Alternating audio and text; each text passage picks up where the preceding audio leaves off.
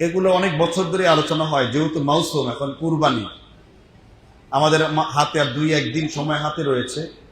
এরপরে আমরা কুরবানির উপরে আলোচনা করব ইনশাআল্লাহ। আমরা আজকে আলোচনা করব কুরবানির বিধান সম্পর্কে, কুরবানি কাকে বলে এবং কুরবানির ফজিলত এবং কুরবানির কিছু গুরুত্বপূর্ণ মাসআলা।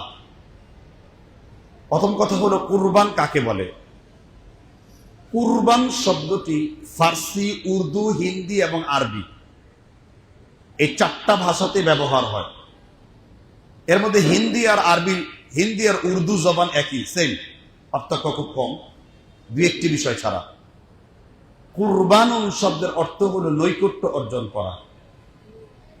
আরবি ভাষাবিদ ডক্টর খলিল রাহিমাহুল্লাহ লিসানুল আরবের মধ্যে আলোচনা করেছেন, মা ইউতাকাররাবু বিহি ইলাল্লাহি তাআলা।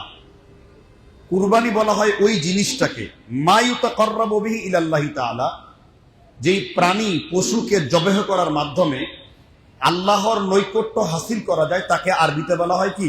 কুরবানি। তাহলে শরীয়তের অর্থ হলো কুরবানি তাকে বলা হয় জিলহজ মাসের 10 তারিখে আল্লাহ সন্তুষ্টির জন্য একটা প্রাণকে, নিজের পশুত্বের কুরবানি সহ একটা পশুকে আল্লাহর রাস্তায় রক্ত ঝরিয়ে যেই নৈকট্য হাসিল করা যায়, আরবিতে তাকে বলা হয় কি?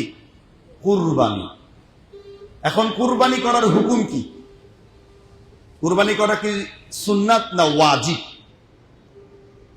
এই নিয়ে প্রাচীন যুগ থেকে 2টি বিতর্ক রয়েছে। একদল ওলামাদের মতে, বিশেষ করে যারা কুফাবাসী, আবু হানিফা রাহিমাহুল্লাহ এবং তার সকল ইমামগণ কুরবানি করাকে ওয়াজিব সাব্যস্ত করে থাকেন। এর মধ্যে শাইখুল ইসলাম ইমাম ইবনে তাইমিয়া রাহিমাহুল্লাহ তিনিও কুরবানিকে ওয়াজিব সাব্যস্ত করেছেন। তাহলে আমরা কোনটা সাব্যস্ত করব? ইমাম শাফিঈ রাহিমাহুল্লাহ, ইমাম মালিক রাহিমাহুল্লাহ, জুমহুর অধিকাংশদের মত হলো কুরবানি করা হলো সুন্নতে মুআক্কাদা। এখন সুন্নতে মুআক্কাদার ওয়াজিবের তারতম্য কিরকম? ফরজ আর ওয়াজিবের তারতম্য যেরকম, সুন্নতে মুআক্কাদায় ওয়াজিবের মধ্যে পার্থক্য ওই রকম। ভাষা ঠিক আছে, কিন্তু এটার হুকুম একই রকম। ইচ্ছাকৃতভাবে কেউ যদি কুরবানি পরিত্যাগ করে, ইচ্ছাকৃতভাবে কেউ যদি কুরবানি পরিত্যাগ করে এবং এটাকে তার বাসনা বানায়, তাহলে অবশ্যই আপনি গুনার দিকে ঠেলে যাবেন। আমাদের মধ্যে কিছু লোকদের এমন দেখতে পাওয়া যায়, এমন সমস্ত আলোচনা করে, তার শরিয়াতের যে মাকাসাদুল হাসানা, শরিয়াতের যে মূল উদ্দেশ্য, এই উদ্দেশ্য নষ্ট হয়ে যায়।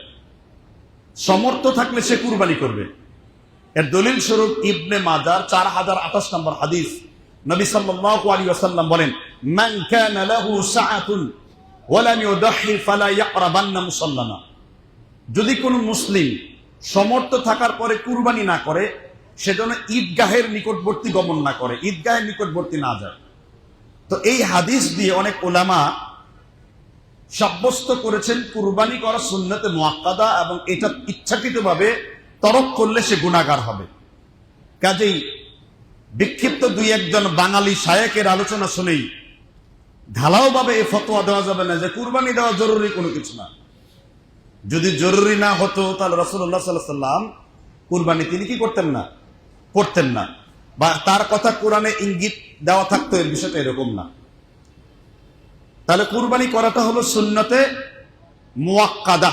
ইমাম শাফি সহকারে যতগুলো কিতাব রয়েছে উসুলের, সুন্নতে মুআক্কাদা সাব্যস্ত করেছে। এজন্য আমরা এটাকে সুন্নতে মুআক্কাদা বলবো। আর কেউ যদি ওয়াজিব বলে, একথা বলা যাবে না যে শরীয়ত লঙ্ঘন করেছে, সে তুলনামূলক উত্তমটার চাইতে অনুত্তম ভাষা ব্যবহার করেছে, আমরা এইভাবে বলবো। এখন কুরবানির লক্ষ্য উদ্দেশ্য কি? কুরবানি কখন সে করতে পারবে? কুরবানি করার শর্ত হলো, কোন ঋণী ব্যক্তি যদি ওই দিন রাতের বেলায় সাহেবে নেসাব বলা হয় আরবিতে, ওই নেসাবকে, ধরেন একটা ভেড়া কিনার, ধরেন একটা ছাগি কিনার পয়সা তার হাতে হলো, সে ওই রাত্রে কুরবানি যেতে পারবে।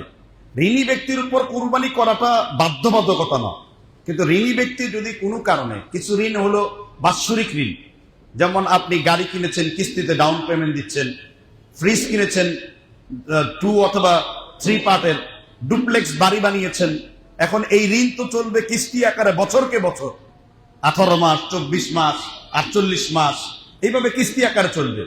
তো এইরকম ঋণ ধর্তব্য না। ঋণ থাকার পরে যদি সাহেবে নেশাব, ওই দিন রাত্রিতে যদি একটা প্রাণী কুরবানি করার পয়সা থাকে, তাহলে তার উপর কুরবানির বিধান চলে আসবে। আর বর্তমান জামানায় 5,000 টাকাতেও ছাগি, খাসি কিনতে পাওয়া যায়। ছাগল দিল সে কুরবানি। আসলে মনের উদ্দেশ্য ঠিক থাকতে হবে।